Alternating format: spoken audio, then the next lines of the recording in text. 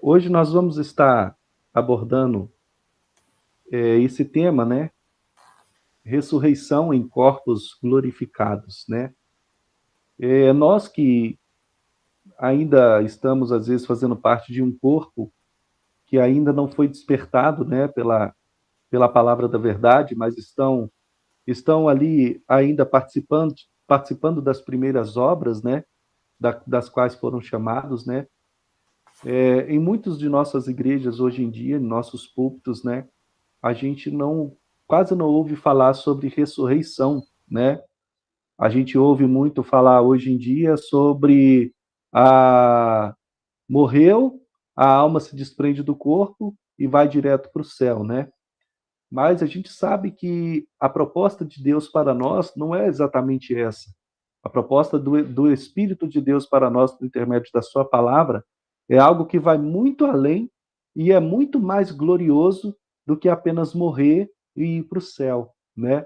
Deus nos promete, pela Tua palavra, a ressurreição no nosso próprio corpo e glorificado, né? E um corpo revestido de glória. A gente sabe que hoje há muitas religiões, né, que acreditam, né, na vida após a morte, né? Acreditam na vida pós-morte, né? Algumas outras denominações, algumas outras religiões acreditam na reencarnação da alma, né, em outro corpo, mas pela palavra do Senhor nós sabemos que isso está totalmente fora, né? E então, nós vamos ver um pouco nesta noite dessa promessa maravilhosa que o Senhor Jesus Cristo fez para nós, né? Porque como noiva do Cordeiro e como corpo de Cristo e participante de todo o seu sofrimento, de tudo aquilo que ele viveu, nós sabemos que aqueles que morreram em Cristo terão que ressuscitar dos mortos, assim como ele ressuscitou. E a promessa se estende para aqueles que estiverem vivos, que serão glorificados, né? E o que que é a ressurreição, irmãos? O que que é você morrer e ressuscitar? Você vai ressuscitar em um corpo espiritual ou você vai ressuscitar em seu próprio corpo, né? Então a gente vai ver nessa noite, né, sobre isso, um pouquinho sobre isso, na visão também da ortodoxia da igreja primitiva. Esse material que eu tô apresentando aqui para os irmãos, que o irmão Alexandre vai estar apresentando aí, ele é de uma aula, né, de escola bíblica dominical, que eu participei e aprendi com esse amado e querido pastor, que hoje tem sido uma pessoa muito importante nas nossas vidas, na ministração do Evangelho do Reino, que é o pastor Damásio, né?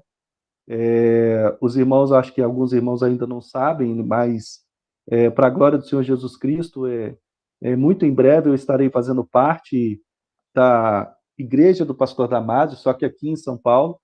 Ele está só esperando eu me recuperar melhor para ele poder estar vindo aqui, né?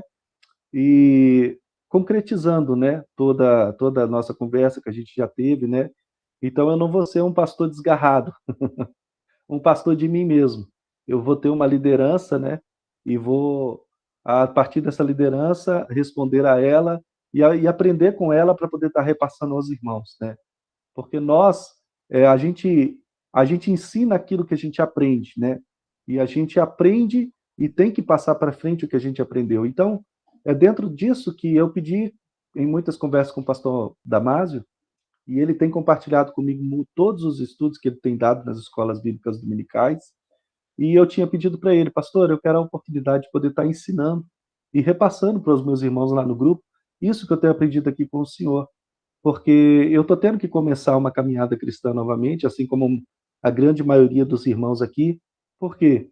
Porque antes eu acreditava que quando a gente morria, a nossa alma saía do nosso corpo e ia direto para o céu, né? Não ia para o seio, para o ventre da terra, como o Senhor Jesus foi, né? Que não acontecia conosco o mesmo que aconteceu com o Senhor Jesus, porque nós críamos que quando Jesus ressuscitou, ele tirou o paraíso que era lá no seio de Abraão e levou para o céu, né? E as almas que estavam lá com ele, né? Que lá no seio de Abraão, Jesus tirou de lá. Mas hoje, nesse estudo, a gente vai ver que não foi muito bem assim. Nesse estudo, a gente vai abordar a promessa da ressurreição gloriosa e corpórea dos santos. Então, ele é um estudo voltado para os santos, para aqueles que já são cristãos, professo, né? Então, ele é um fortalecimento de fé. Ele é um estudo para fortalecer ainda mais a sua esperança na vinda do Rei Jesus. Esta é a esperança central dos cristãos, baseada na vitória do próprio Filho de Deus sobre a morte e sua ressurreição, como primícia e exemplo da realidade futura da igreja. Então, a gente já vê logo na introdução que o mesmo que o Senhor Jesus passou, o mesmo que aconteceu com o Senhor Jesus, vai acontecer conosco se morrermos. E mesmo se estivermos em vida, né? Porque a promessa é essa. Para os mortos que morreram em Cristo, esses ressuscitarão primeiro, né? Voltarão para os seus corpos. Depois nós, os que ficarmos vivos, seremos glorificados, né? E é isso que difere o cristianismo, irmãos, das demais religiões, né?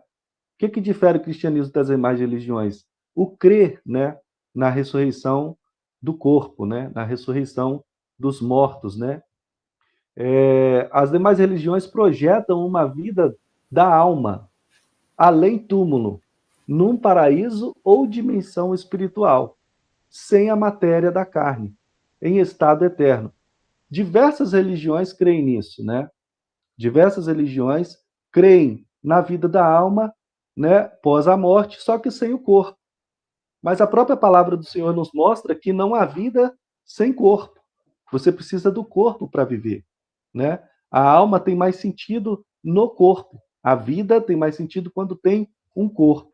Então, por isso que aqueles que creem dessa forma, né, eles ficam equivocados nessa questão, eles tropeçam porque não creem que a alma sai do corpo, mas depois ela tem que voltar para ele novamente. E a gente vê que no final de todas as coisas, isso se cumpre. Primeiro na vida dos que morreram em Cristo e depois na vida daqueles que serão ressuscitados para serem julgados, né? Para a raiz da fé, a eternidade só começa, de fato, após a ressurreição corpórea de entre os mortos, né? Então, veja que para a nossa fé, a eternidade ela só começa, de fato, depois da ressurreição do nosso corpo. Isso não quer dizer que a nossa alma perde, você morreu, né? E a alma também está em um estado de morte. Não. A alma ela é eterna. Mas a vida eterna para o cristão só se dá início depois que ele volta para o seu corpo, né? Como foi com Cristo. A alma deve voltar ao corpo unida novamente e assumindo uma nova qualidade e incorruptibilidade. Ou seja, vai haver uma mudança, né? Então a gente vai ver aqui ao longo, né, da leitura da palavra sobre isso aí. Então pedir para os irmãos abrirem suas Bíblias em Filipenses capítulo 3, verso 10 e 11. No contexto desse capítulo, o apóstolo Paulo vai estar falando sobre a glória na carne, né? E chegando aqui desses dois versos, verso 10 e verso 11, está escrito assim: para o conhecer o poder da sua ressurreição e a comunhão dos seus sofrimentos, conformando-me com ele na sua morte, para de algum modo alcançar a ressurreição dos mortos, né? A ressurreição de entre os mortos. Então, hoje, o que acontece com a gente? Por que hoje nós não compactuamos mais das coisas deste mundo? Porque somos separados para Cristo. Por que hoje nós não nos gloriamos na nossa carne? Porque nós lutamos para para receber a recompensa da glorificação, né? Nós nos santificamos, nós nos abstemos de tudo que esse mundo tem para nos oferecer, para poder então fazer parte da ressurreição em glória do nosso corpo, né? A gente sabe que, no final, quando Deus ressuscitar a todos e julgar a todos segundo as suas obras, muitos entrarão para a eternidade no mesmo estado de carne que Adão tinha antes do pecado, né?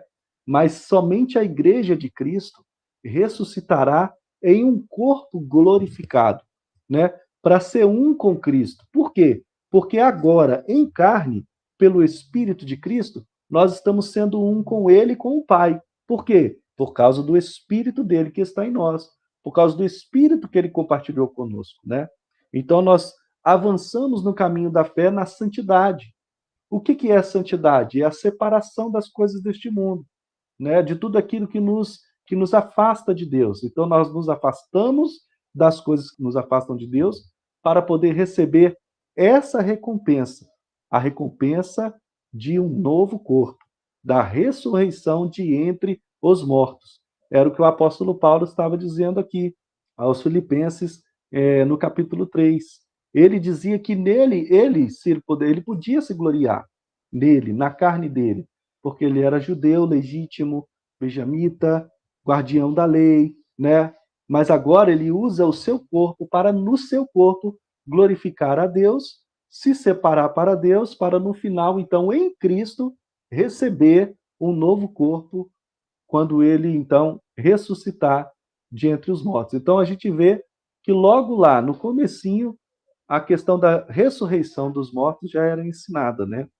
Aí a gente vai ver aqui que muitos morreram, ressuscitaram na história da palavra de Deus, na Bíblia, né? No segundo slide já, a gente conhece algumas histórias de pessoas que morreram e ressuscitaram. Teve casos até de ressurreição após tocar no osso do servo de Deus. Eu não sei se alguns irmãos aqui conhecem, no caso da história de Eliseu, né?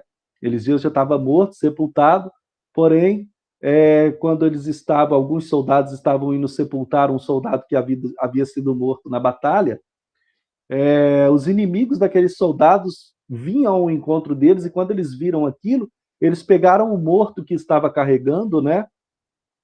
E jogaram aquele morto, e aquele morto caiu justamente na cova onde Eliseu estava. E ao tocar nos ossos de Eliseu, aquele homem que estava morto ressuscitou, né? E a gente vê também o caso da ressurreição de Cristo, quando Cristo ressuscitou o filho daquela viúva, né? E aqui agora, nesse slide, a gente está se deparando com a ressurreição de Lázaro, né? E qual que é a diferença desses que ressuscitaram para os que ressuscitarão para a glória, né? Em estado de glória. A diferença é que esses que ressuscitaram, eles vão morrer novamente. Eles morreram novamente, né? Eles voltaram à vida, mas depois morreram novamente. Foi o que aconteceu com o filho da viúva, foi o que aconteceu no caso de Eliseu, com esse homem com esse soldado que ao cair em cima dos seus ossos voltou à vida, né? Teve também o filho daquela viúva, daquela mulher, que Eliseu se debruçou, se deitou sobre ele, e ele também foi ressuscitado, mas todos esses que foram ressuscitados nessa ocasião voltaram a morrer.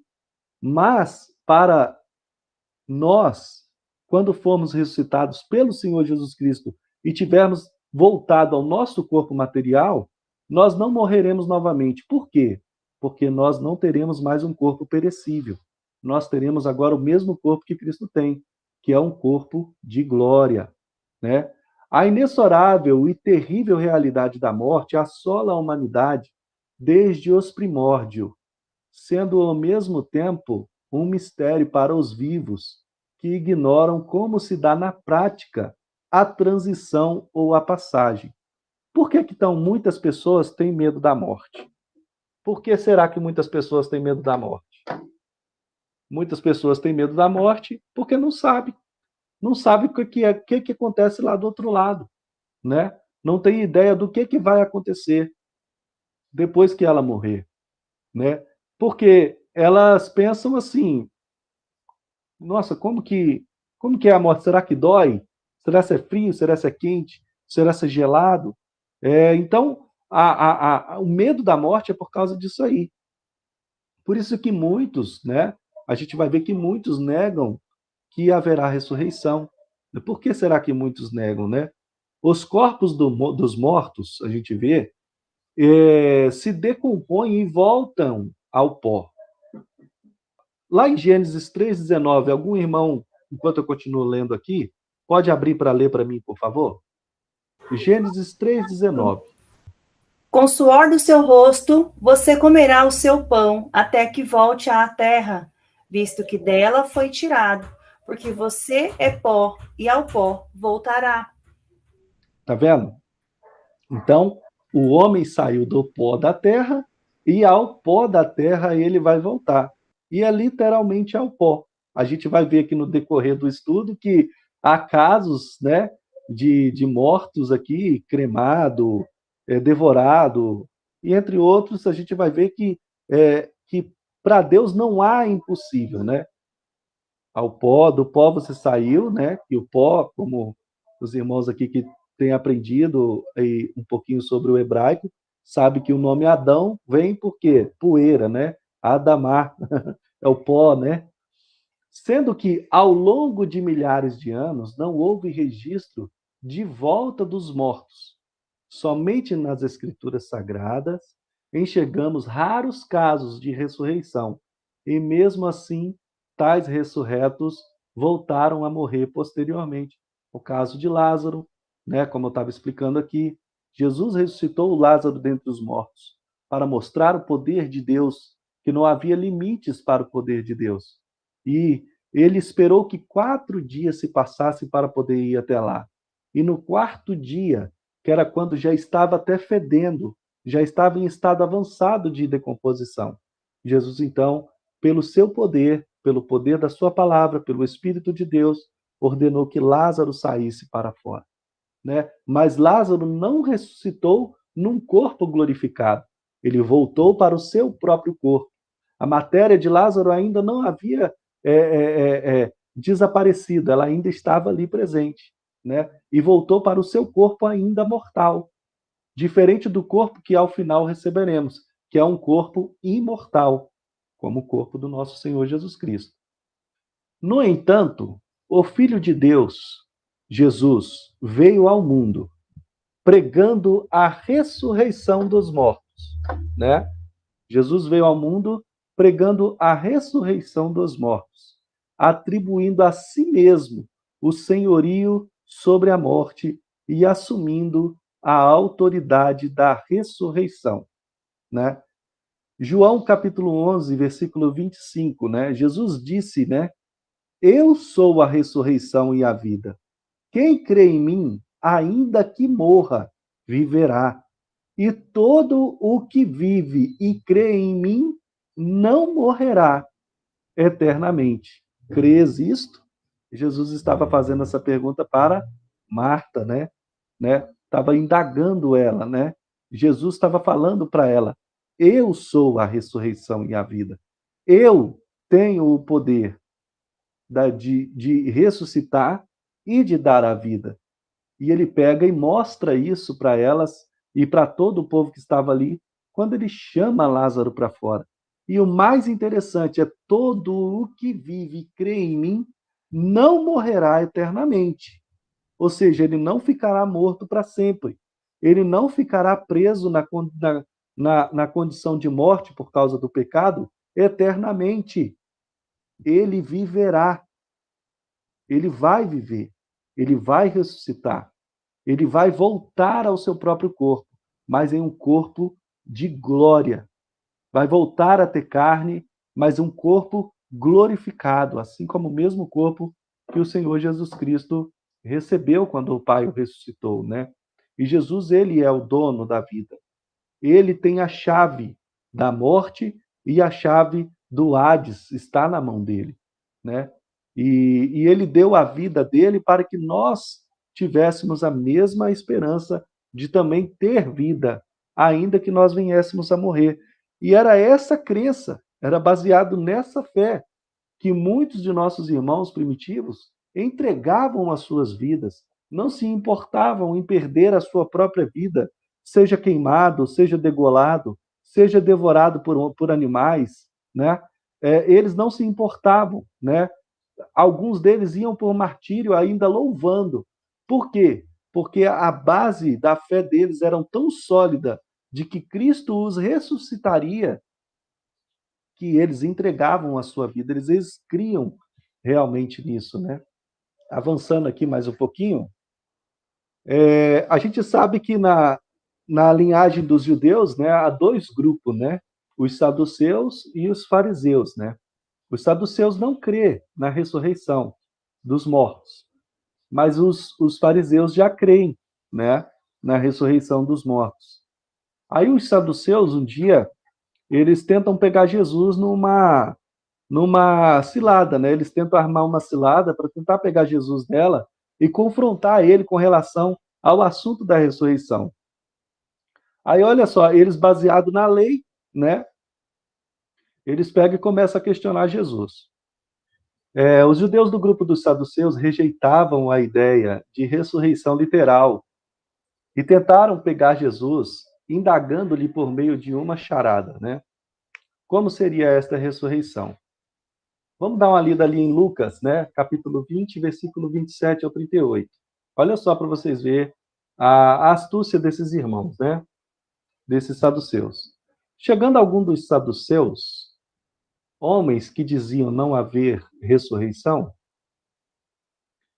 perguntaram-lhe, mestre, Moisés nos deixou escrito que, se morrer o irmão de alguém, sendo aquele casado e não deixando filhos, seu irmão deve casar com a viúva e suscitar-lhe descendência ao falecido. Então, era lei entre eles isso aqui, tá, irmãos? Era lei entre eles. Isso aqui até então estava correto. Aí eles vêm com a história. Ora, havia 7 irmãos. O primeiro casou e morreu sem filhos. O segundo e o terceiro também desposaram a viúva. Igualmente, os 7 não tiveram filhos e morreram. Por fim, também morreu a mulher. Esta mulher, pois, no dia da ressurreição, de qual deles será a esposa? Porque os 7 a desposaram. Então, na ideia deles, na ressurreição, aquela mulher tinha que ser esposa de alguém, né? Porque já que ia voltar para o corpo, já que estavam falando sobre a ressurreição, então se vai voltar para o corpo, vai voltar a ser mulher, vai voltar a ser homem, e os dois terão que voltarão a casar, voltarão a ter filhos e tal. Porque os 7 a desposaram. Então lhes acrescentou Jesus: os filhos deste mundo casam-se e dão-se em casamento. Mas os que são ávidos, prestem bastante atenção nessa parte, irmãos. Mas os que são ávidos por dignos de alcançar a era vindoura e a ressurreição dentre os mortos, não casam nem se dão em casamento, pois não podem mais morrer, porque são iguais aos anjos e são filhos de Deus, sendo filhos da ressurreição. Perceba que o texto não está dizendo que a gente vai virar anjo, ou que aqueles que morreram e ressuscitaram viraram anjos. A palavra está nos mostrando que esses ressuscitarão, serão iguais aos anjos no quesito de que terão corpo, porque os anjos, quando eles vinham fazer alguma obra da parte de Deus, eles se materializavam como homens, né? Mas depois voltavam ao estado espiritual, né? E então, né, por isso que Jesus estava falando para eles aqui que serão iguais aos anjos e são filhos de Deus, sendo filhos da ressurreição. E que os mortos hão de ressuscitar, Moisés indicou no trecho referente à sarça, quando chama ao Senhor o Deus de Abraão, o Deus de Isaque e o Deus de Jacó. Ora, Deus não é Deus de vivos, Deus não é Deus de mortos, e sim de vivos, porque para ele todos vivem. Ou seja, todos os que estão mortos para Deus estão vivos. Morreu a matéria, se desprendeu do corpo. O corpo se tornou perecível por causa do pecado. E por causa do pecado, volta ao pó. Mas, no último dia, né, ressuscitarão, voltarão para os seus corpos. Alguns serão glorificados, porque fazem parte da igreja do Senhor Jesus Cristo, são a igreja do Senhor, mas outros não serão glorificados. A gente tem abordado muito essa questão, e mesmo esses glorificados, esses não glorificados, vão entrar para a eternidade. E a própria palavra nos mostra, né, o Senhor Jesus falando que agora eles são filhos de Deus. Por que são filhos de Deus? Se tornaram também filhos de Deus? Porque são filhos da ressurreição. O pecado já não os prende mais. Por que o pecado não prende? Porque Jesus venceu o pecado, venceu a morte e deu a esses o direito de ressuscitar dentre os mortos e entrar para a vida. E ao entrar para a vida, farão parte de todo o povo que Deus, junto com a sua igreja, irá governar. A gente tem estudado muito, né, sobre essa questão do oitavo dia, né, de quando as pessoas entrarem para o estado eterno, logo após o julgamento, né, dos mortos. Então, a gente vê que, no verso 35, é muito interessante a gente prestar atenção nisso que Jesus está falando, que mas os que são ávidos por dignos de alcançar a era vindoura e a ressurreição dentre os mortos.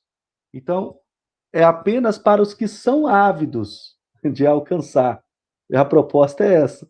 Tem que ser ávido para alcançar. Até mesmo aqueles que não são igreja, que não fazem parte do corpo de Cristo, nós sabemos que serão julgados de acordo com as suas obras. E aí, aqueles que tiverem alguma coisa, né? Então esses entram, mas aqueles que não tiverem nada, esses infelizmente serão lançados no lago de fogo e enxofre. Até aqui tudo bem, irmãos? Podemos continuar?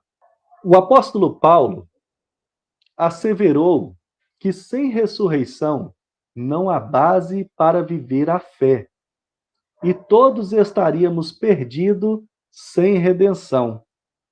Porque o que é a redenção, irmãos?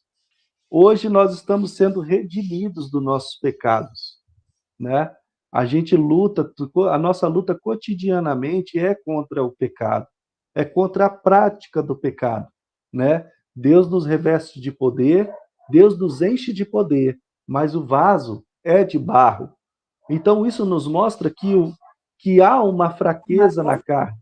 Então isso nos mostra que há uma fraqueza, né? Então, a nossa luta, o apóstolo Paulo vai mostrando, ele assevera isso, né? Que sem a ressurreição não há base para viver a fé. Então vamos ler lá em Coríntios capítulo 15. Olha o que a palavra do Senhor diz lá em Coríntios capítulo 15, versículo 12 e 19. Ora, se é corrente pregar-se que Cristo ressuscitou dentre os mortos, como, pois, afirmam alguns dentre vós que não há ressurreição dos mortos, né? Uns pregavam ressurreição dos mortos, mas outros falavam que não há ressurreição dos mortos. Aí o apóstolo Paulo pega e fala: e se não há ressurreição dos mortos, então Cristo não ressuscitou. E se Cristo não ressuscitou, é vã a nossa pregação e vã a nossa fé. Ou seja, o que dá base para a fé, para a pregação do cristianismo, para a propagação do evangelho, a maior base para isso é a morte e a ressurreição de Cristo. Porque nós cremos que Cristo morreu e Deus o ressuscitou dentre os mortos. A própria palavra do Senhor fala que o corpo dele que Deus não deixaria o corpo dele se corromper na sepultura, né? E ao terceiro dia, Deus o ressuscitou dentre os mortos, diferente do que foi com Lázaro. Jesus ressuscitou a Lázaro no quarto dia, né? Para mostrar que já não tinha mais jeito, mas tinha jeito. Então, se Cristo não ressuscitou, é vã a nossa fé. E a nossa pregação é vã. a nossa fé, a vossa fé.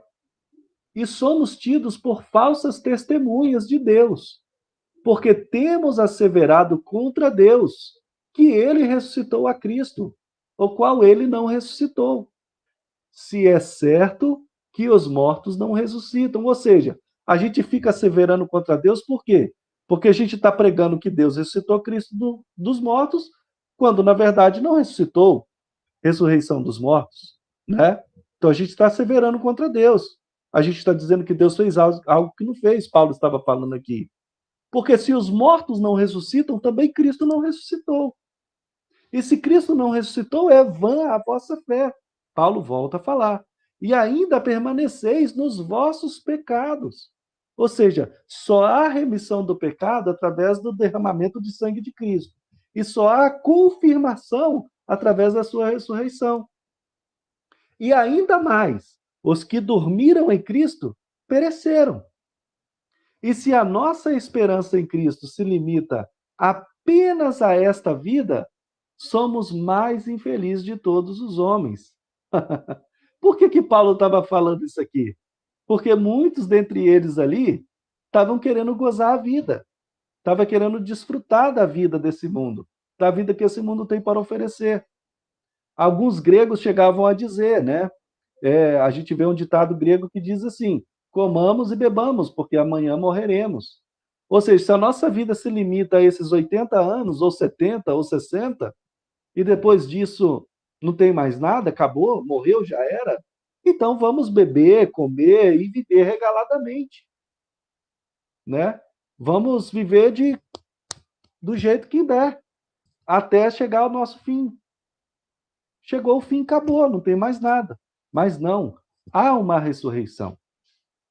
Há uma promessa de ressurreição, ressurreição para a condenação de alguns, ressurreição para a redenção de outros, e ressurreição e glorificação de outros, que no caso são a igreja, que é a igreja de Cristo, né?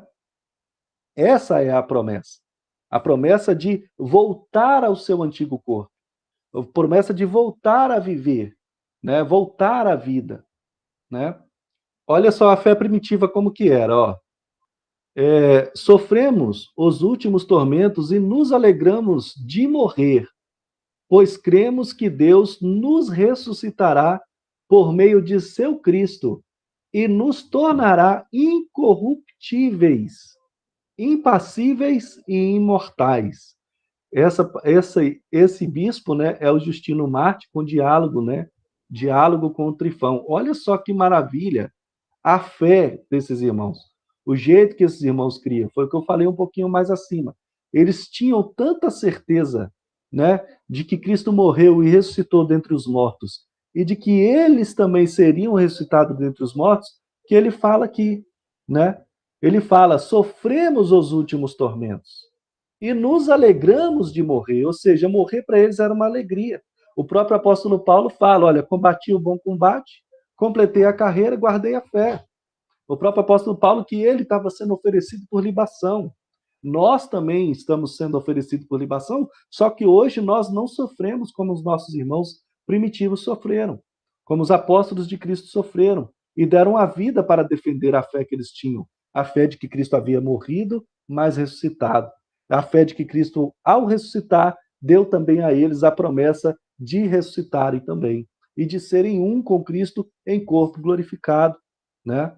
Hoje somos um com ele pelo seu Espírito, né? Espiritualmente. Por isso que hoje nós vemos o reino pela fé e entraremos no reino. Por quê? Porque nós estamos nascendo da água e estamos nascendo do Espírito, né? E por Cristo e através da fé em Cristo nós temos a visão do reino, né? Agora olha só o que Atenágoras, né, está falando aqui. É interessante isso aqui de Atenágoras, porque ele está fazendo uma defesa de fé diante de um dos Césares da época, né? Porque antes qualquer motivo era pretexto para matar cristão, né? Matar, prender, jogar para as feras, né? Então Atenágoras estava ali fazendo uma defesa de fé. E a defesa de fé de Atenágoras qual que era?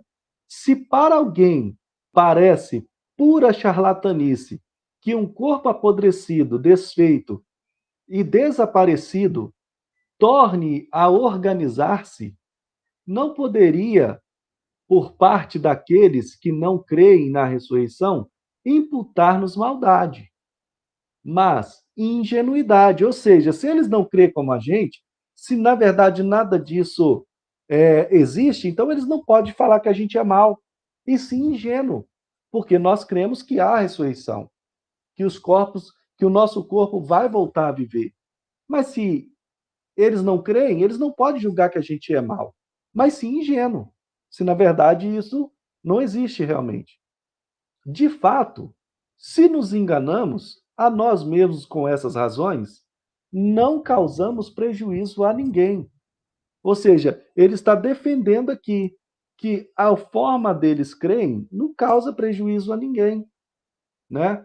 Porque muitos estavam sendo martirizados. Os irmãos antigamente eram martirizados porque na hora da Santa Ceia falavam que estava comendo o corpo de Cristo. Aí os romanos, né, da época, quando ouvia isso, pensava que na hora da Santa Ceia ali dos nossos irmãos primitivos, eles estavam matando uma criança com o nome de Jesus, com o nome de Cristo, picando o corpo dele e comendo, literalmente cometendo canibalismo. Então, por causa disso, esse irmão aqui, o irmão Atenágoras, né, se levanta para poder defender a fé cristã, né, com relação à ressurreição dos mortos. Os apologistas da igreja primitiva defenderam a fé na ressurreição. Então, eles defendiam, né? Pode falar, querido. Sou eu que vou falar, Neila. Você estava falando sobre, você citou Paulo, né?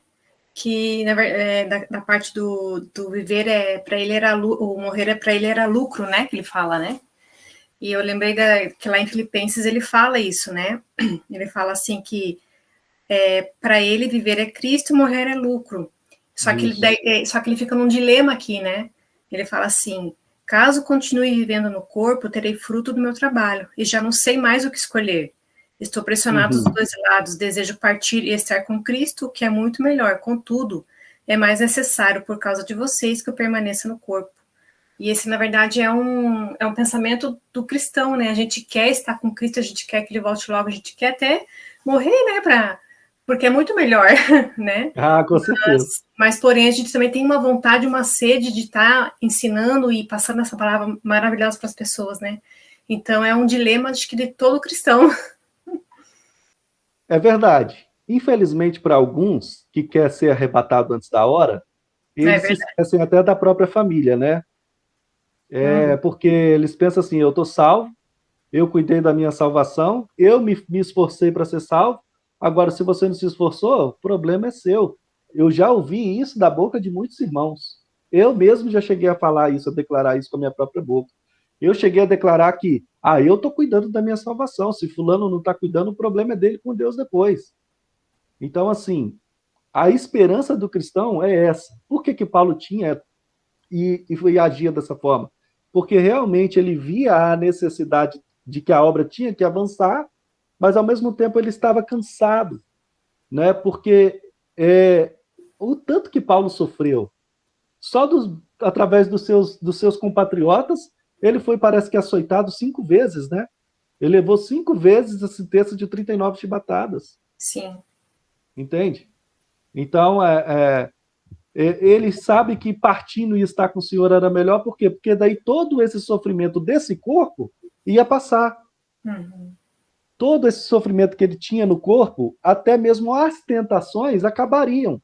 Porque esse corpo iria apodrecer, voltar para o pó, ele iria para o descanso, para o paraíso, aguardar o dia da ressurreição. Por que ele fala partir e estar com Cristo? A gente sabe que esse partir e estar com Cristo não quer dizer que ele vai para o céu, né? Sim. Quer dizer que ele vai partir e estar com Cristo para sempre, sem voltar a pecar e correr o risco de morrer para a eternidade.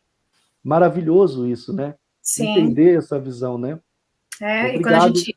Imagina, quando a gente lê essa parte da ressurreição, até que foi a gente está terminando a ordem cronológica aqui da Bíblia, e essa parte da ressurreição a gente fica refletindo muito, porque realmente o nosso trabalho do dia a dia, as coisas, né, a gente vai envelhecendo, a gente vai ficar ficando cansado com o nosso trabalho. Imagine quando você sofre no corpo os martírios, né? Então, a gente deseja realmente não ter mais esse corpo, né? Mas por quê? Para a gente não sentir essas coisas da carne, a dor principalmente, as doenças, as enfermidades, e que a gente fica imaginando e refletindo na palavra, que teremos um corpo glorificado, que não sentiremos mais esse peso da carne, das dores e das doenças. A gente deseja realmente morrer, estar com Cristo, né? É incrível, irmã, esse detalhe que a senhora prestou atenção e abordou é tão interessante. Por quê? Porque nós vivemos debaixo de dois impérios hoje, não debaixo de um só. A gente vive debaixo do Império Egípcio e do Império Babilônico. O Império Egípcio, por quê? Porque nós vivemos como escravos. E o Império Babilônico, porque nós estamos sendo seduzidos o tempo todo. O tempo todo a gente está sofrendo sedução. A sedução dessa era, a sedução pelas coisas deste mundo, a sedução pelas práticas deste mundo. E o Império Egípcio, porque nós somos escravos. A gente trabalha para comer, beber e dormir, morar, né? E isso nos escraviza e acaba com todas as nossas energias. Mas ainda assim, a gente tem tido em nós, da parte do Espírito de Deus, uma vitória tão grande, porque a gente tem vencido esses dois impérios. Só o fato da gente abrir mão das coisas deste mundo, a gente já rejeita as seduções. Claro, a gente é tentado, mas a gente pega, seguindo a orientação do próprio Pai Nosso e do próprio Senhor Jesus, a gente foge da tentação e resiste ao diabo, né? E com relação ao Império Egípcio, o que é que a gente faz? A gente chega a abrir mão de ter mais as coisas deste mundo para poder cuidar melhor das coisas que é de Deus, né? A gente, às vezes, rejeita uma porta de emprego melhor. Por quê? Porque aquela porta de emprego vai fazer com que a gente, às vezes, precise mentir. Aquela porta de emprego vai fazer com que, às vezes, a gente precise dedicar um tempo a mais lá, que a gente vai estar dedicando menos aqui. Aí a gente rejeita, né, a ser escravizado ali. Mas a gente vai vencer sobre todas essas coisas, seja na morte ou seja na vida, né? Amém. Curioso isso aí. Olha, a controvérsia doutrinária da volta ao corpo era loucura para os gentios, que debochavam desse pensamento, né? Lá em Atos Apóstolos 17, 18, quer ver? Algum irmão abre aí, por favor, Atos Apóstolos 17, 18. O bispo Irineu de Lyon defendeu a fé cristã desse jeito. Atos 17, versículo 18. Alguns filósofos epicureus e estoicos começaram a discutir com ele. Alguns perguntavam: o que está tentando dizer esse tagarela? Outros diziam: parece que ele está anunciando deuses estrangeiros, pois Paulo estava pregando as boas novas a respeito de Jesus e da ressurreição. Filósofos, né? Os filósofos, o que esse tagarela está pregando aí? O que esse cara está falando aí? Então eles ficavam tentando desacreditar as pessoas de que aquilo que Paulo estava falando era verdade. Daí Irineu de Lyon vem defender, né? Logo depois, né? Mais para frente, claro. Irineu de Lyon, que a gente sabe que é discípulo de Policarpo, né? E Policarpo, discípulo direto de João. Esta é a doutrina em que nós cremos. Deus ressuscitará nossos corpos mortais que guardaram a justiça e os tornará incorruptíveis e imortais. Olha o condicional. O condicional para receber essa ressurreição, qual que é? Guardar a justiça. O que é guardar a justiça? É crer que você só receberá o penhor da sua redenção do corpo se você manter um corpo santificado aqui na terra. Se você santificar o nome do Senhor em seu corpo, em seus membros, em sua carne, assim como Cristo santificou o nome do Pai em seu corpo, nós também devemos fazer a mesma coisa. Por quê? Porque receberemos o galardão da ressurreição. O mesmo que Irineu está ensinando aqui era o que os apóstolos ensinavam. Era o que Paulo defendia o tempo todo. Porque não há pregação de evangelho. É vã a fé dos que creem, se não acreditar que há ressurreição dos mortos e se não acreditar que Cristo ressuscitou dentre os mortos. É necessário crer, porque o mesmo que aconteceu com o cabeça vai acontecer com o corpo, de uma forma plena, né? E verdadeira, né? Ó, Irineu continua. Foi, portanto, grande a bondade de Deus, que permitiu ao homem passar por todas as experiências, conhecer a morte, chegar à ressurreição dos mortos, e por sua experiência ver de que mal foi libertado. Assim, poderá agradecer para sempre a Deus pelo dom da incorruptibilidade e o amará mais. Imagina o coração grato. Irineu estava tentando ver isso aqui, estava vendo isso aqui. A gratidão daqueles que receberão a redenção do seu corpo. Por quê? Porque o nosso corpo está preso no pecado. A matéria do primeiro Adão, ela pende sempre para o pecado. É por isso que hoje a obra ainda não está completa. A obra só estará completa com a transformação do nosso corpo ou a ressurreição do nosso corpo se estivermos mortos em Cristo. Aí a redenção estará completa. Aí nós estaremos completos, porque seremos um para sempre com Cristo e com o Pai. Nosso corpo não penderá mais para as coisas deste mundo. Veja que para aqueles que entrarem para o milênio, mesmo com Cristo já estando na terra, ainda haverá pecado, não haverá? Por quê? Porque eles ainda estão presos na matéria de pecado. Eles ainda estão presos no corpo não glorificado, não liberto. A redenção para eles ainda não foi completa. Mas para aqueles que já dormiram no Senhor e ressuscitaram com Cristo, receberam corpos glorificados, para esses a ressurreição, a obra foi completa, a redenção, a libertação total da escravidão do pecado. É por isso que até no final, para aqueles que ressuscitarem e forem absolvidos dos seus pecados e entrarem para o 8º dia, até esses farão parte. Não terão corpos glorificados? Não, mas serão para sempre filhos de Deus. Por quê? Porque não terá mais, o pecado não terá poder mais sobre eles. Olha que maravilha, irmãos. Era isso que a igreja primitiva via.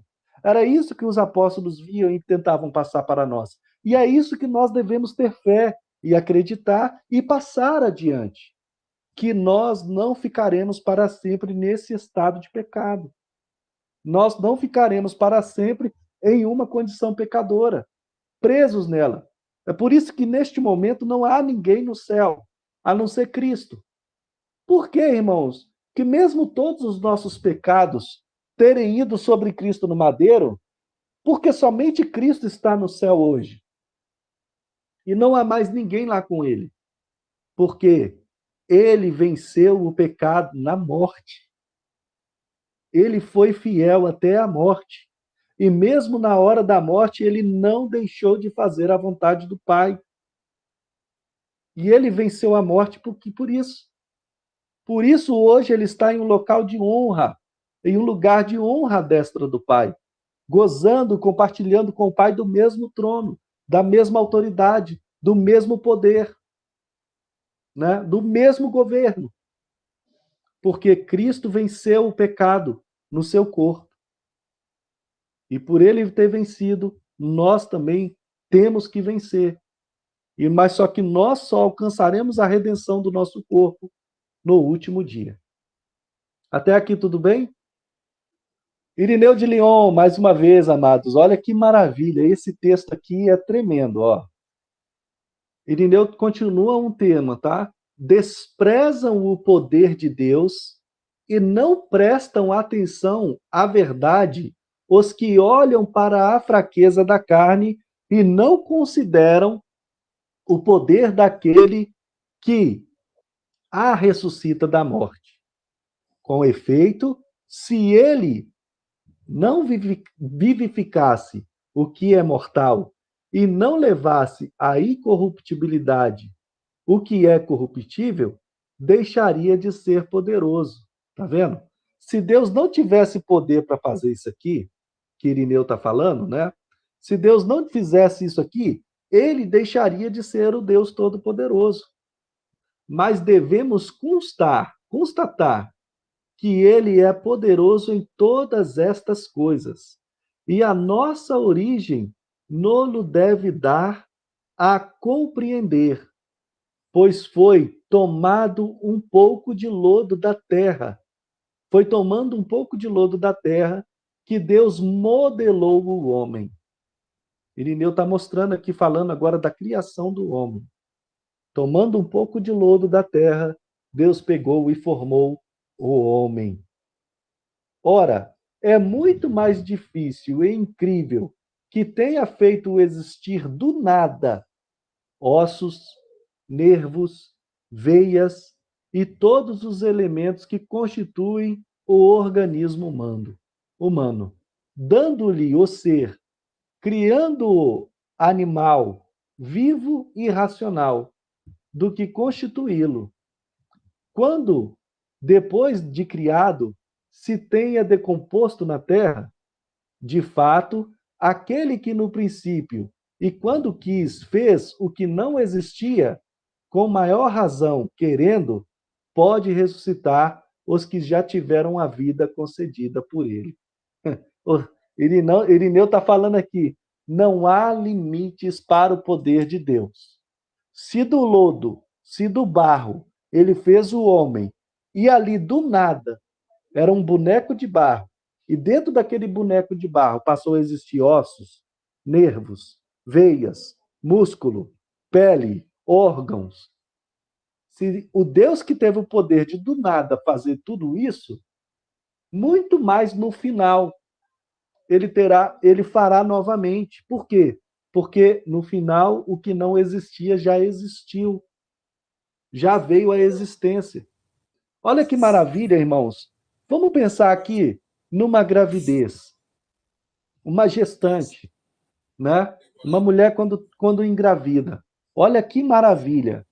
Como, irmãos, que cada átomo do corpo, cada célula que está crescendo ali, como que ela sabe o caminho certinho que ela tem que tomar para formar o osso, para formar o corpo, para formar o coração, né?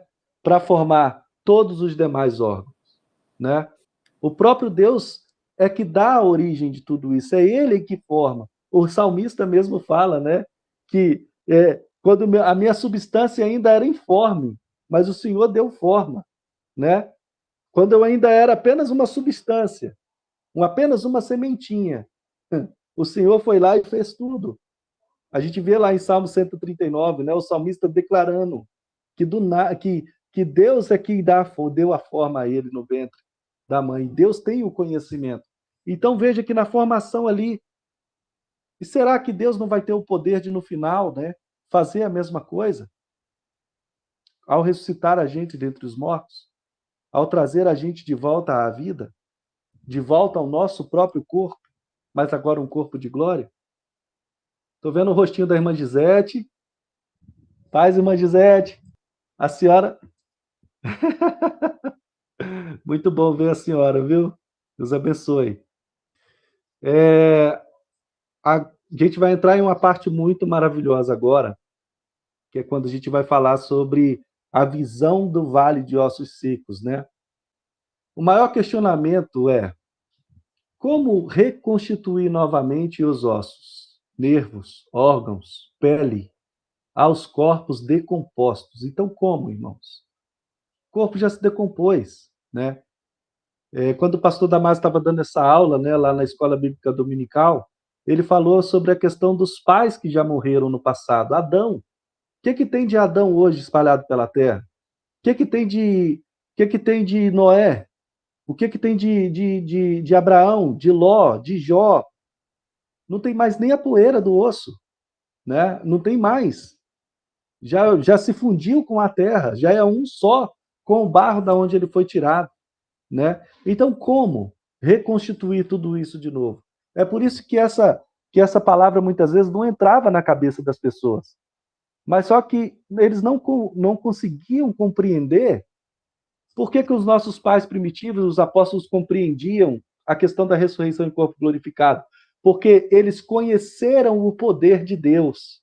Eles tiveram contato direto com o poder de Deus por intermédio de Cristo, quando caminhou entre os apóstolos e fez todos aqueles sinais, prodígios e maravilhas, e por intermédio do Espírito Santo que foi derramado sobre eles nas primeiras chuvas. E eles fizeram muitas obras. Veja que a sombra de Pedro ressuscitava mortos, curava enfermos, né? Veja que o lenço de Paulo curava enfermos, né? Então, por que eles acreditavam que não havia limites para o poder de Deus? Por ter experimentado isso, né? Então, um vislumbre do poder de Deus está nessa visão aqui de Ezequiel do Vale de Ossos Secos. Antes da gente ler essa passagem, olha só o que o irmão Atenágoras fala novamente. De fato, não crer naquilo que não é inacessível é próprio de homens que não têm dela julgamento sadio sobre a verdade. Ou seja, não crer é fácil para quem não crê na verdade. Mas para nós que cremos na verdade, que para alguns é loucura, mas para nós é poder de Deus, nós cremos que Deus trará de volta o nosso corpo do pó da terra. Osso com osso, membro com membro, cada um, nenhum fio de cabelo vai se perder. Nada vai ficar para trás. Deus levantará, Deus há de ressuscitar, há de glorificar o corpo da sua igreja e há de dar de volta a condição de Adão para aqueles que entrarem para a eternidade, né? Conseguirão isso se demonstrarem que Deus não pode ou não quer unir e juntar de novo os corpos dos mortos e até completamente desfeitos para constituir os mesmos homens. Ou seja, Deus vai pegar o corpo de Abraão, que já não existe mais, que a poeira do corpo dele deve estar espalhada por toda essa terra, porque se virou pó, o vento bateu lá e ventilou sobre toda essa terra. Mas cada átomo, cada partícula, cada célula, cada organismo que compunha o corpo, tanto de Adão, como do nosso pai Abraão, como de todos os outros aqueles que já morreram em Cristo, voltarão ao seu estado original. Voltarão ao seu corpo físico e material, para nessa ressurreição glorificar o corpo do Senhor, glorificar o nome do Senhor. Aleluia. É maravilhoso passar a ver dessa forma algo que antes muitos de nós não víamos. A esperança da ressurreição em corpos glorificados, né? A ressurreição dos mortos. Pode falar, irmão Ricardo. Amém.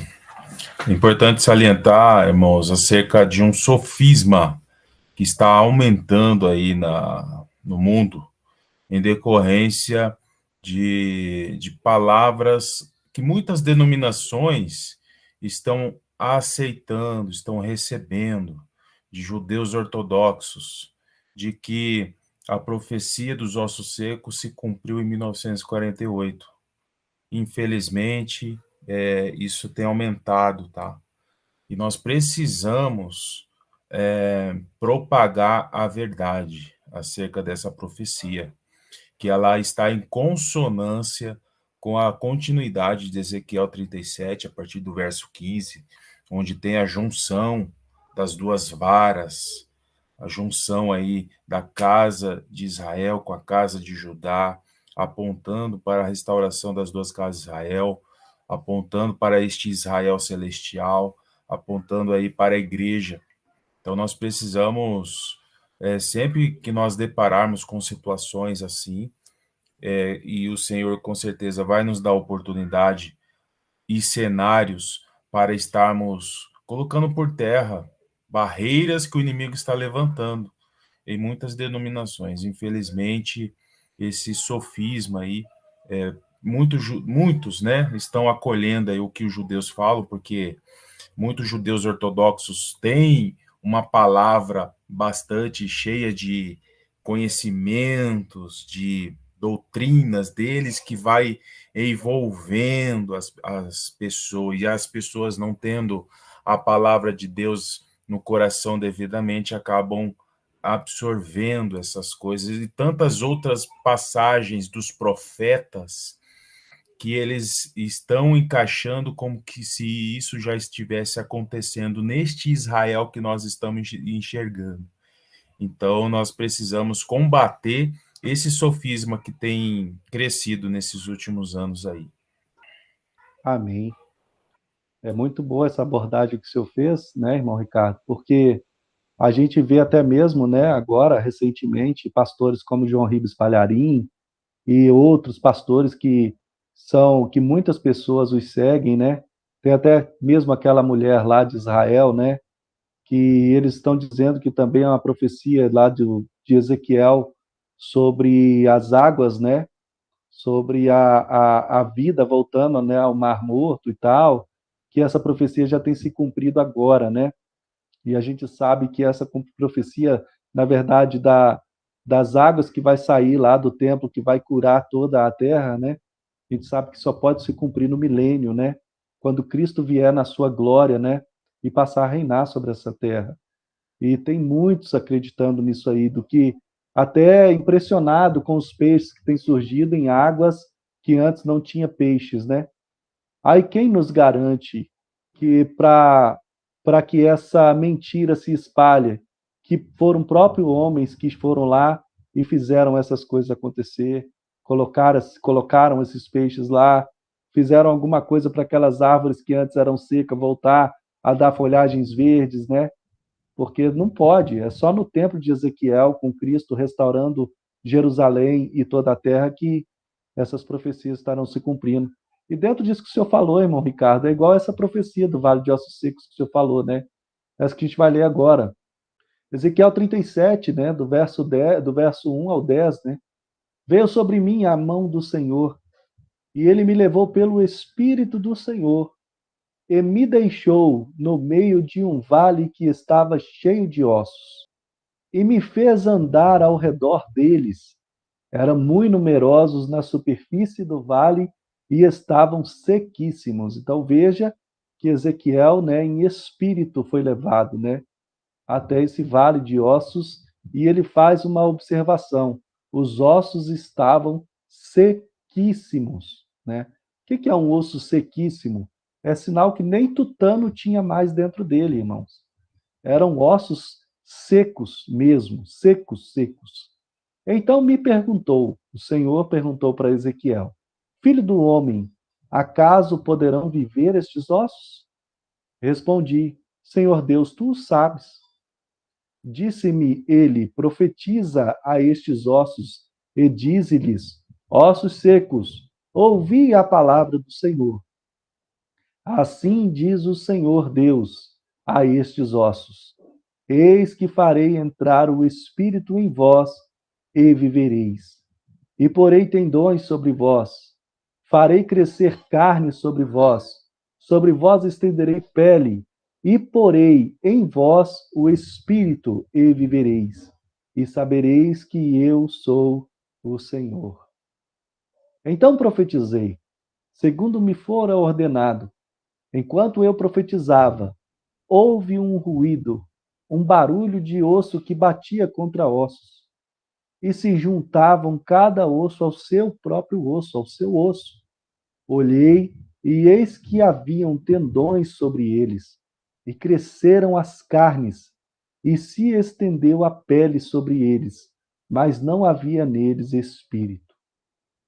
Então ele me disse: Profetiza ao Espírito, profetiza, ó Filho do homem, e dize-lhe: Assim diz o Senhor Deus: Vem dos quatro ventos, ó Espírito, e assopra sobre estes mortos para que vivam. Profetizei como ele me ordenara, e o Espírito entrou neles e viveram. E se puseram em pé um exército sobremodo numeroso. Qual que é a observação que eu quero trazer aqui para os irmãos? É o vislumbre dessa ressurreição. É o vislumbre, É para a gente tentar visualizar como Ezequiel, nessa visão que ele teve em espírito, viu. Vê o que vai acontecer quando Cristo nos chamar de dentro da sepultura. O mesmo vai acontecer conosco. Corpo voltando, osso voltando para o seu próprio osso, átomo juntando com o seu próprio átomo, célula com célula, como eu falei, membro com membro, e então a gente se colocando de pé e sendo revestido de glória, né? Entrando num estado de glória e não indo para a glória, mas entrando no mesmo estado em que Cristo se encontra hoje, um estado de glória. A visão que nós vemos aqui da ressurreição, né? Cada osso, cada peça, cabeça que faz parte de determinado corpo, naquele corpo, não a minha cabeça no corpo que era do corpo do irmão Ricardo, não a meu braço fazendo parte do corpo que é do irmão Alexandre. Ah, é braço, então vou pôr nesse aqui, não. É cada osso com seu osso, cada membro com seu próprio membro. Cada parte, irmãos. Deus tem poder para isso. Deus, ele é todo poderoso. Não há limite para a extensão do seu poder. E nós devemos crer nisso. Ainda que nós estamos sofrendo, passamos por dificuldade, ainda que a gente venha sofrer a dor da morte, nós não ficaremos presos neste estado para sempre. Deus, o Senhor Jesus, há de completar a obra da sua redenção. O que é a redenção? É libertação. É algo que vai ser numa totalidade. É a redenção do nosso corpo e a transformação dele para um estado de glória. Olha aí, irmãos, imagina a visão, é essa aí, ó, da ressurreição, daquela visão que Ezequiel teve, né? Não aconteceu. O pastor Damásio, quando deu essa aula, ele frisou bem nessa parte, que essa visão, ela não aconteceu, não houve ressurreição em massa, né? No Antigo Testamento, na história, não houve, mas imagina essa visão aí, os mortos se levantando, né? E o corpo sendo revestido de músculo, pele, né? Tendões, nervos, veias, e voltando a ser alma vivente novamente, né? Cheios do Espírito de Deus e glorificados. Pode falar, pastor Grace. Essa questão da ressurreição, né? A gente vai ver ali que o texto diz que é toda a casa de Israel, né? E é importante a gente conhecer as duas casas para a gente decifrar isso aí, né? Porque hoje a igreja, né, a maioria deles, eles entendem que aquele texto é um texto para os judeus, né? Não consegue encaixar essas coisas. Por isso é importante a gente conhecer as duas casas e entender que nós fazemos parte dessa ressurreição aí, né? Escrevendo. Que faz conexão direta também com as duas testemunhas, né? Que elas se colocam em pé também. E subam até aqui, né? Dada a ordem, suba até aqui. Aqui não conta isso, né? Mas unindo esses dois pontos, fica perfeito ali a conexão. Mostra bem o tempo da ressurreição. Né? Amém. Irmã Gisete? Oi, irmãos, a paz. Só para acrescentar uma outra coisa, né? Eu sei que os irmãos já sabem disso, né? Mas só para a gente salientar, né? No caso, relembrar, né? Que as duas casas, a gente enxergando esse mistério, né? Das duas casas, unindo, né? Judeus e gentios no Israel de Deus, o Israel espiritual, isso combate veementemente o arrebatamento secreto em duas fases, né? Igreja gentílica, depois, né? Numa outra fase, o Senhor vem e salva só os judeus, né? Sabe, combate isso na espinha dorsal, né? Vai na espinha dorsal. Então não tem como a pessoa ela continuar acreditando em arrebatamento secreto depois que ela entende as duas casas, né? Mais um motivo para a gente ensinar acerca desse tema, porque esse ensino ele acaba sendo apoio para a gente despertar acerca de outros ensinos, né? Era só isso que eu queria falar. Amém. Não, e é interessante essa questão, porque logo no começo do estudo a gente falou sobre essa questão de morrer o corpo né? Sepultou, mas a alma foi para o céu, né? E não pode, né? Estar lá no céu. A alma tem que aguardar o dia da volta dela para o corpo dela lá no mundo dos mortos. Pode Exatamente. falar, irmão Ricardo. Amém. Eu só quero colocar algo aqui. Eu achei interessante o verso 9 aí de Ezequiel 37, que diz assim, ó: então ele me disse, profetiza ao Espírito, profetiza ao Filho do Homem. Diz-lhe, assim diz o Senhor, vem dos 4 ventos, ó Espírito, e assopra sobre estes mortos para que vivam. A palavra aqui, 4 ventos, é arba ruach. E essa palavra arba ruach, nós encontramos em Zacarias, que fala de uma sincronia muito interessante acontecendo desde o início da última semana.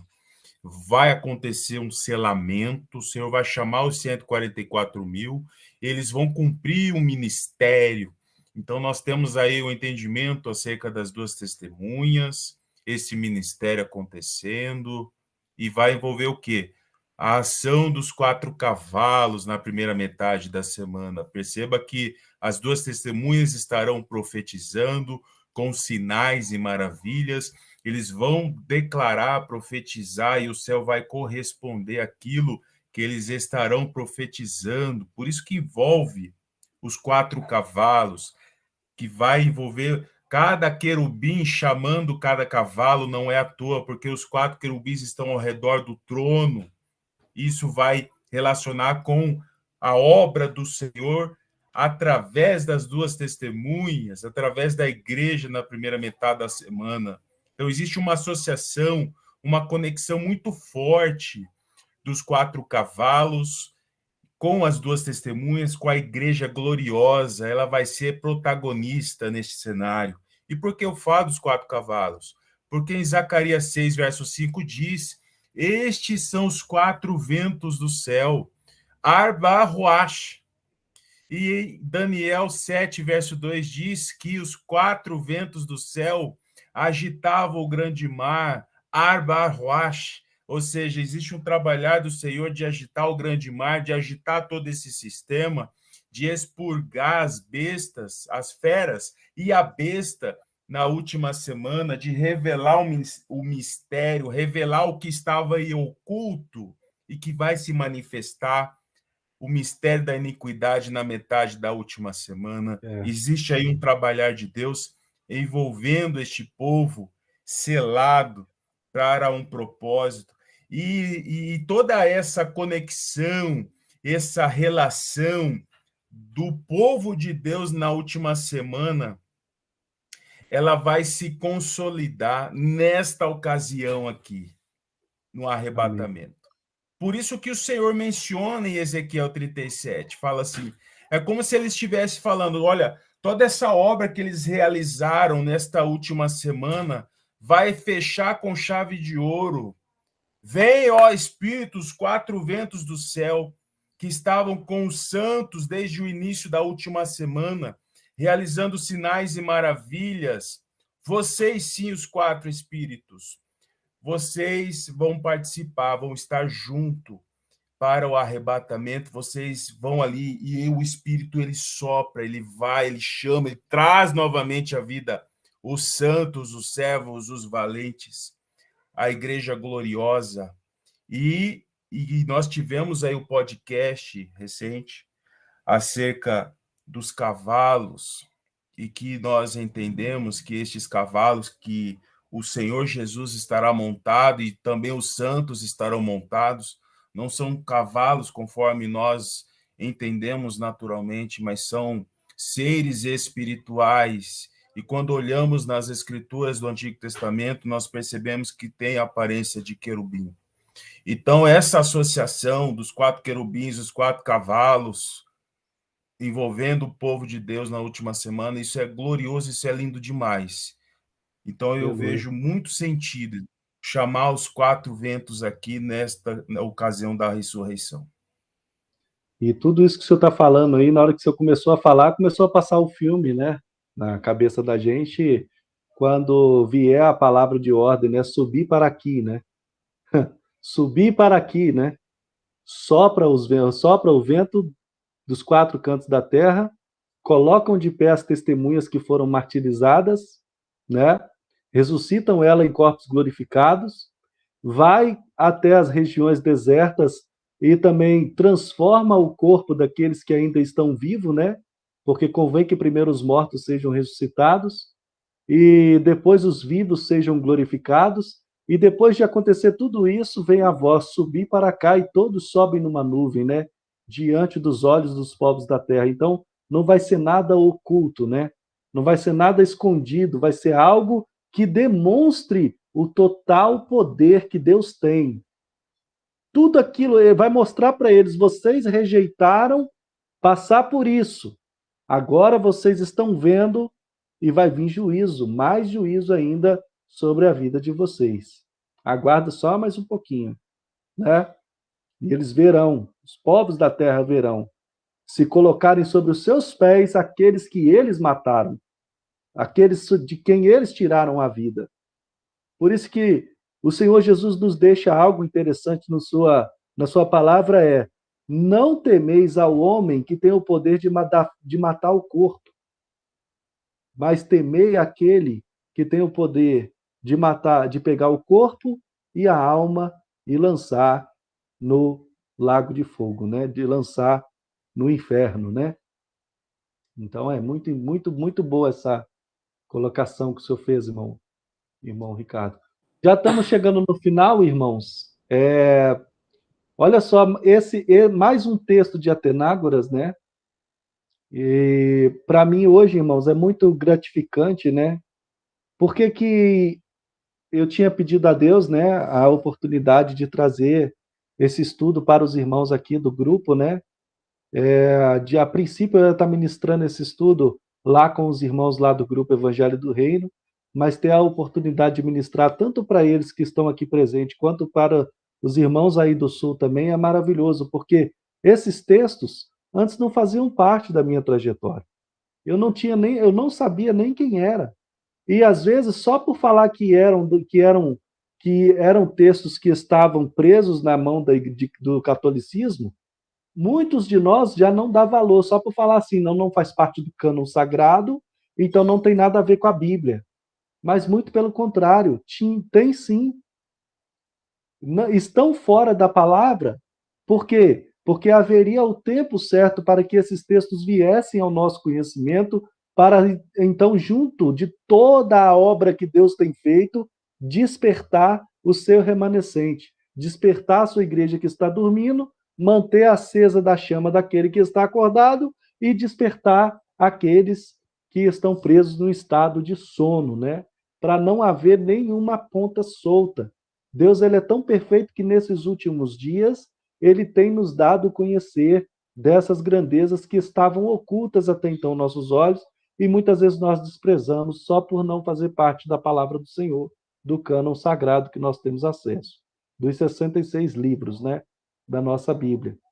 Olha só, com efeito, o vulgo, né, o popular, o povão, costuma objetar que muitos corpos mortos miseravelmente em naufrágios e rios serviriam de alimentos aos peixes, e muitos que morreram nas águas, ou em outra causa mais áspera, ou em qualquer acidente das coisas, não receberam as honras da sepultura e ficaram expostos como pastos de numerosas feras.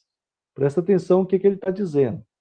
Deste modo, consumidos os corpos e espalhados suas partes e membros, de que se compunham entre muitos animais, assimilados através do alimento, assimilados digeridos, né? O animal foi lá, pegou, comeu, digeriu, aquela carne que o animal digeriu passou a fazer parte do corpo daquele animal, né? E com os corpos daqueles que os comeram, eles dizem primeiramente que a separação é impossível. Ou seja, para aqueles que não criam na ressurreição dos mortos, na ressurreição do corpo, eles diziam que era impossível. Por quê? Porque o corpo já tinha virado pó. Aqueles que morreram em naufrágio, o peixe foi lá, comeu, aí depois outro peixe foi lá, comeu o peixe que tinha comido, e assim foi. Então, como separar? Porque aquela matéria passou a fazer parte de outra matéria e tal, e se fundiu a outra matéria.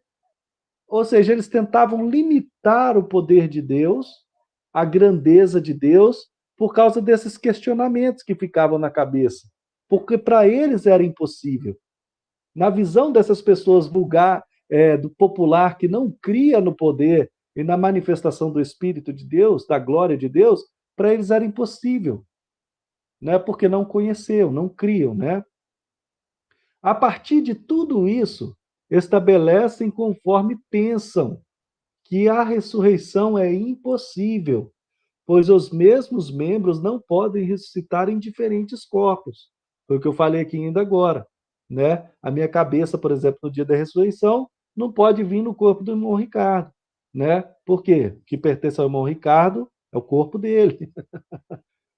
Parece-me, porém, que aqueles que assim falam, em primeiro lugar, olha só o que o irmão Atenagro chama a atenção. Eles desconhecem o poder e a soberania daquele que criou e governa todo este universo. E não lhe seria difícil nem mesmo a separação do unido, ou seja, não há impossível. Você vai se ressuscitar em seu próprio corpo. Você vai se colocar de pé e vai receber, vai voltar para você tudo aquilo que fazia parte do teu corpo, como a gente já vem falando. Então, crer nisso é maravilhoso, é a base da nossa fé. Falar sobre isso tem que estar na nossa boca o tempo todo, porque era o que estava nas ministrações de Paulo. Paulo não falava do evangelho sem falar da ressurreição, a gente viu isso. A gente viu lá em Atos 17, o versículo que o irmão leu para nós aí ainda agora, se eu não me engano, o verso 18, que a ministração de Paulo era baseada na morte e na ressurreição de Jesus. E que se não houvesse isso, como Paulo falou para os coríntios, a fé nossa e o nosso trabalhar seria vão. Né? Não crer na ressurreição dos mortos. Vamos avançar para a gente terminar? Mateus capítulo 22, versículo 29. Respondeu-lhe Jesus: errais, não conhecendo as Escrituras, nem o poder de Deus. Por que esses irmãos, muitas vezes que não creem na ressurreição, porque tentarem limitar o poder de Deus, o Deus que criou tudo, todas as coisas, que fez surgir a terra do meio das águas, que do lodo, do barro, formou o homem, e soprou no homem o fôlego de vida, e fez com que o homem, junto do corpo e do espírito, se tornasse alma vivente. Perceba lá em Ezequiel, para que aqueles corpos voltassem à vida, era necessário que o quê? Que o espírito entrasse neles. Então, sem espírito, o corpo é uma casca vazia. Sem espírito não há alma. Então, aqueles irmãos que já partiram para a eternidade em alma e em espírito, tá? E estão aguardando a ressurreição dos corpos, dos seus corpos, para voltarem para os seus próprios corpos em glória. Então, neste momento, estão aguardando. E eles creram nisso, deram a vida por isso, morreram por isso, e aguardam a sua ressurreição. E nós também, né? E nós não podemos desprezar o poder de Deus, devemos crer. Nós somos participante hoje, muito mais que antes, dos poderes do mundo vindouro, né? Hoje, muito mais que antes, eu me sinto participante dos poderes do mundo vindouro.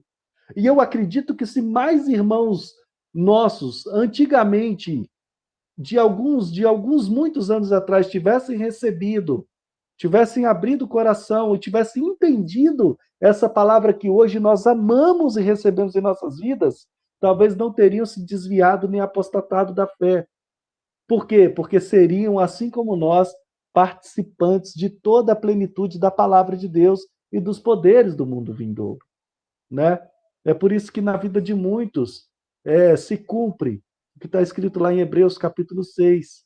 Por que é impossível renovar novamente o entendimento de pessoas como nós, que foram participantes do Espírito e do poder do mundo vindouro? Porque não há mais nada do que esclarecer. Foi tudo esclarecido. Foi tudo colocado sobre a mesa. Mas e para aqueles que se desviaram, perderam a fé e a esperança? Se perderam a fé, perderam a esperança, é porque não participaram de tudo e que nós estamos participando hoje. E para encerrar, mais um texto de Atenágoras dizendo: cada um se une naturalmente com cada um. Embora tivesse sido queimado pelo fogo, ou apodrecido na água, ou devorado pelas feras, ou por quaisquer animais, ou ainda cortado do conjunto do corpo, tenha se dissolvido de sua outra parte, membros e membros, unidos novamente, ocuparão o mesmo lugar. Para a harmonia e constituição do mesmo corpo, e para a ressurreição e vida do que fora antes morto ou totalmente dissolvido. Amém. Então, não há limites para o poder de Deus. Nós voltaremos, se morrermos em Cristo, morremos com a esperança de que Ele há de nos ressuscitar dos mortos e dar a nós um corpo de glória, um corpo glorioso, onde o pecado não vai ter mais poder sobre ele, onde os poderes da morte não terá mais poder sobre ele. Aí vai se cumprir o que está escrito no livro do profeta Oséias e o que foi proclamado pela boca do apóstolo Paulo, lá em 1 Coríntios capítulo 15. Tragada foi a morte pela vitória. Amém?